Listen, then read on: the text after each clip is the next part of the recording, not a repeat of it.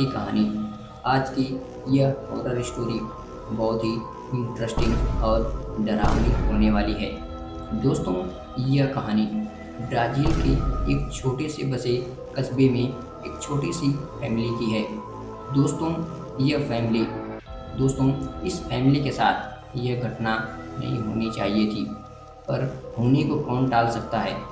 दोस्तों, उस फैमिली में एनन नाम की एक लड़की थी और उसके माता पिता और एनन का एक छोटा भाई था। दोस्तों, एनन पढ़ाई लिखाई में बहुत ही अच्छी थी। उसे बचपन से ही एक टीचर बनने का शौक था। दोस्तों, उन सब की यह हैप्पी फैमिली, यह छोटी सी फैमिली बहुत ही खुश थी। एक दिन की बात है, एनन की अचानक रात के लगभग 2 बजे तबीयत खराब हो जाती है। दोस्तों, एनन के पेरेंट्स एनन को तुरंत हॉस्पिटल लेकर जाते हैं। हॉस्पिटल में एनन को हॉस्पिटल वाले एडमिट कर लेते हैं, पर एनन की तबीयत किस वजह से ख़राब थी हॉस्पिटल वाले नहीं समझ पा रहे थे। डॉक्टर के समझ में कुछ भी नहीं आ रहा था कि आखिर एनन को क्या हुआ है। दोस्तों, अगली सुबह एनन को कुछ मेडिसिन और कुछ चेकअप कराने के बाद डॉक्टर ने एनन को डिस्चार्ज कर दिया और एनन के पेरेंट्स से बोला, आप एनन को ले जा सकते हैं। दोस्तों, एनन के पेरेंट्स एनन को घर लेकर आते हैं। दोस्तों, पर उस दवा से, उस मेडिसिन से एनन को कोई प्रभाव नहीं पड़ा। दोस्तों, बल्कि उसकी तबीयत अगले दिन से और ख़राब होने लगी। एनन के पेरेंट्स कुछ समझ नहीं पा रहे थे कि आखिर एनन को क्या हो रहा है।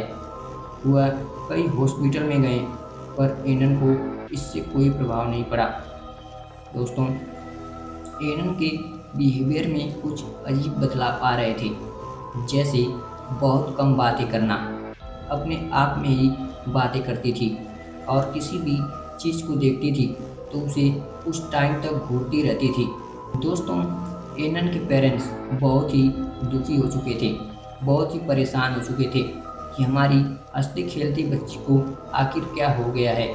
दोस्तों, देखते ही देखते 2 महीने बीत गए। एनन की बॉडी भी काफ़ी कमज़ोर पड़ चुकी थी। दोस्तों, एक दिन की बात है, रात के 10 बजे लगभग एनन की चीखें सुनाई देती है। वह इतनी भयानक तरीके से चीख रही थी।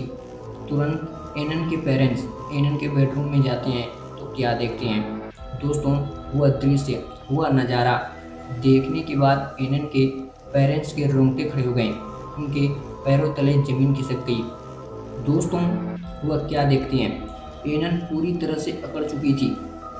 दोस्तों, उसके हाथ पैर उल्टे हो चुके थे और उसके सर मानो जैसे किसी ने ऐंठ रखा हो। आंखें बड़ी बड़ी थी। दोस्तों, यह नज़ारा देखते ही उसके पेरेंट्स वहीं पे चिल्लाने लगे। दोस्तों, अब एनन के पेरेंट्स ये समझ चुके थे यह कोई आम बात नहीं है, अब बात हद से ज़्यादा बढ़ चुकी है। दोस्तों, वह सब चर्च में जाकर फादर की हेल्प लेने की सोचते हैं। दोस्तों, यह डिसीजन सही था, पर देर हो चुकी थी। दोस्तों, अगली सुबह एनन के पेरेंट्स तुरंत चर्च जाते हैं और सारी कंडीशन, सारी बातें फादर को बताते हैं। दोस्तों, यह सिचुएशन सुनने के बाद फादर तुरंत एनन के पास मिलने के लिए आते हैं।